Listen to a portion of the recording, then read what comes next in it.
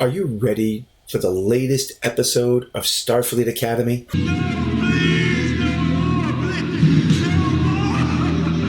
By now, enough people have watched this series and have formed a basic opinion and are telling Paramount, Skydance, Secret Hideout, and of course, Alec Kurtzman what they want to happen to this series and possibly to Star Trek. Let it die, let it shrivel up and come on, who's with me, huh? Let it die. All right, so this episode takes place 30 days after the events of episode 6, where they were set up by Deuce Brockner on the Miyosaki.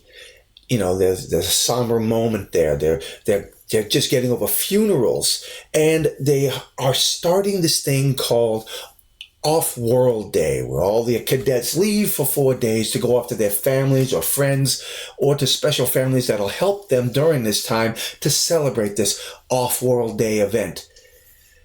The sad thing about this episode is, like most of the others, even when something happens, for the most part, nothing happens. There's one major event that we will talk about in this that actually does have some decency to it, some real character development. But beyond that, there's really not much that goes on here. But let's get into this.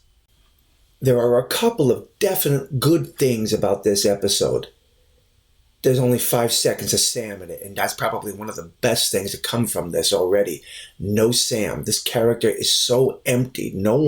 I honestly think like nobody gives a damn about this character.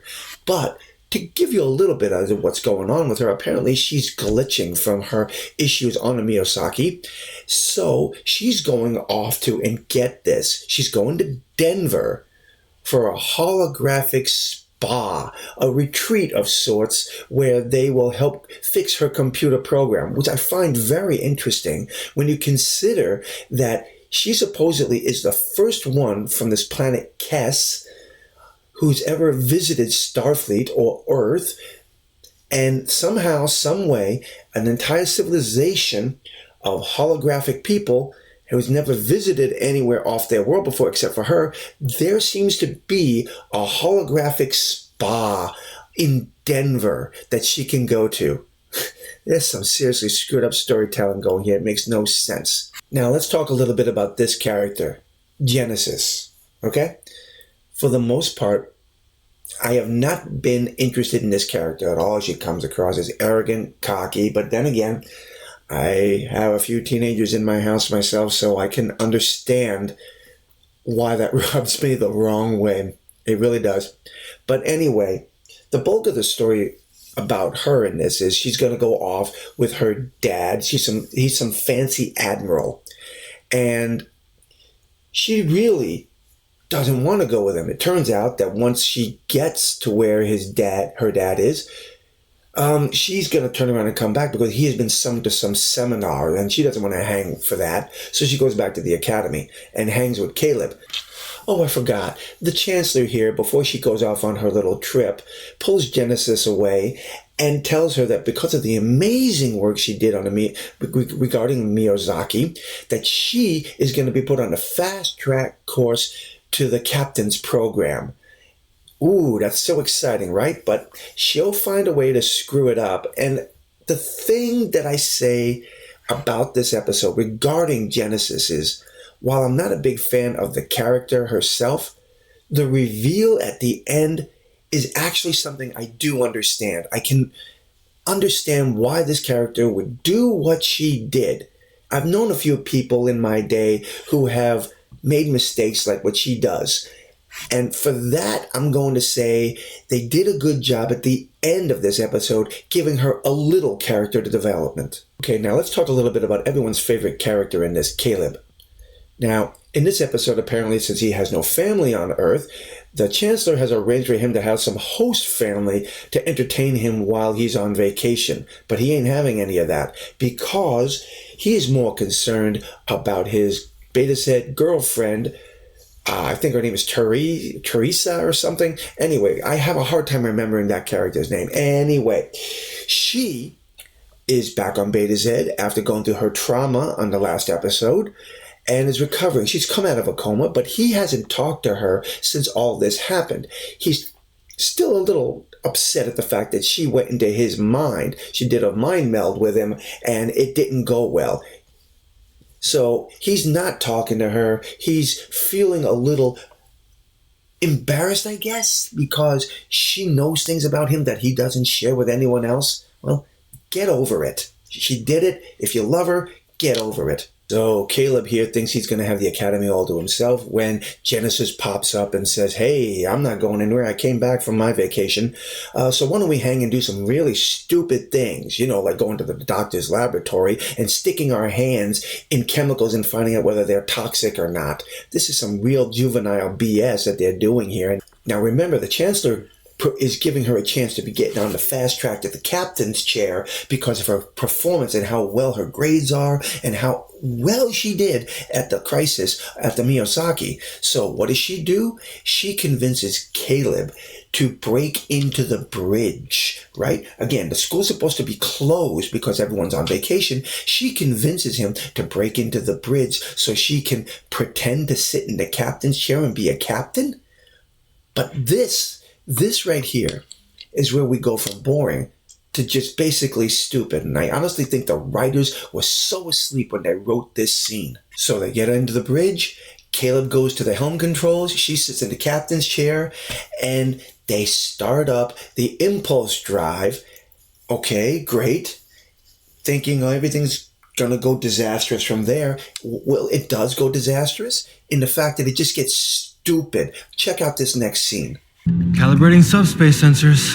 Subspace sensors calibrated. Activating warp core. Whoa. Computer, belay that order.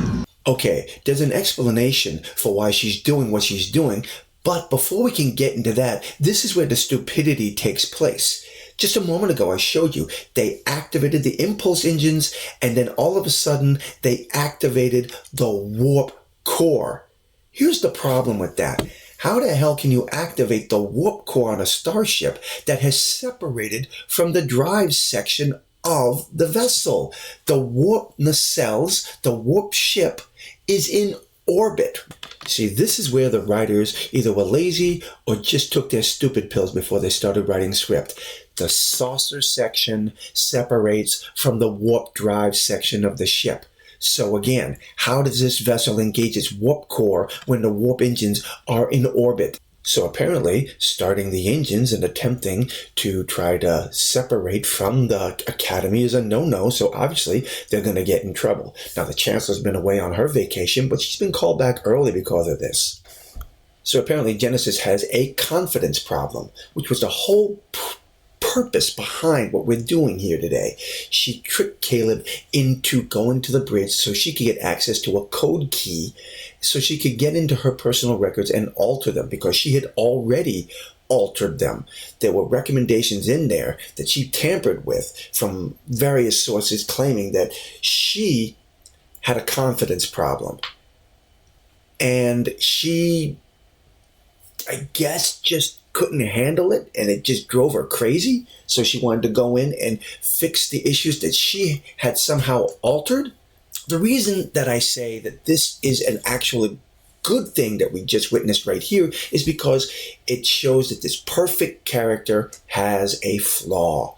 She's not perfect. She fumbles the ball. And in this case, not only did she fumble the ball, she got tackled. The problem with the character, though, is that up until this point, very shallow.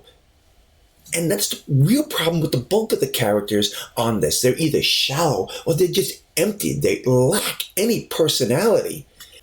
These two, apparently at the beginning of this adventure, was going on a vacation. The War Academy guy, he was going to take the Klingon, Jaden, to a beach.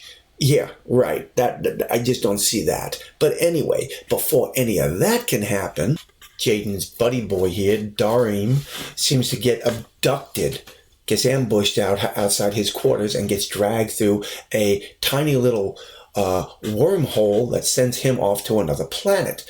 Now, before our brave little warrior goes to help his friend, he sees what's going on. He sees the abduction taking place. And look at the fear in his eyes. Not only is there fear in his eyes, but he backs away and starts looking down other corridors to see if anyone can help him.